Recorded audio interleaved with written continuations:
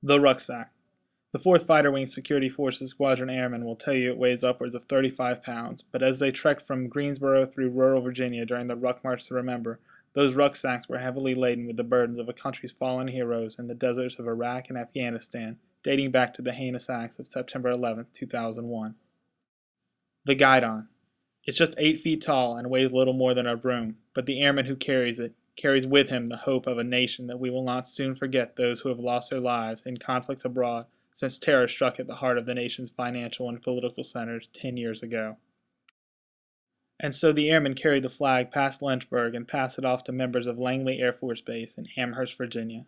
The guidon continued its journey along the Appalachian Mountains into the nation's capital, to Shanksville, Pennsylvania, and to its final destination this morning, Ground Zero, where the Twin Towers of the World Trade Center once stood. For members of the 4th Fighter Wing, the march began at Level Cross Fire Department south of Greensboro and took them through downtown and into the rolling hills of the Virginia countryside.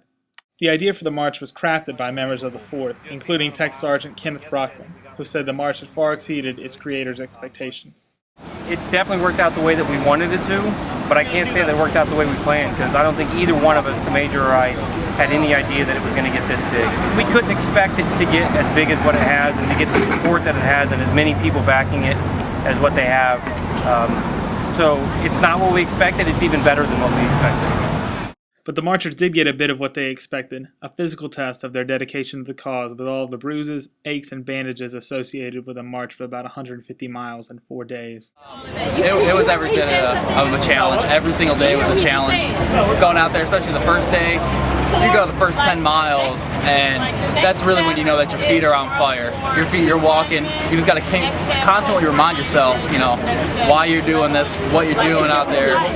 After about maybe 20 miles, you got tenderfoot, you got blisters, feet are bleeding.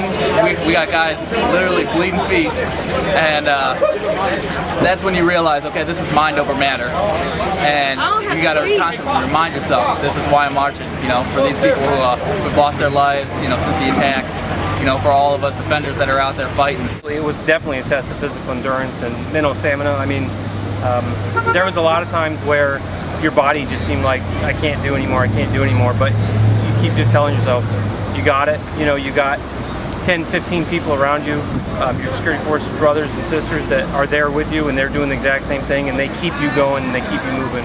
It's amazing just to cover 148 miles walking is one thing, and then you throw a 35 to a 40-pound ruck on your back.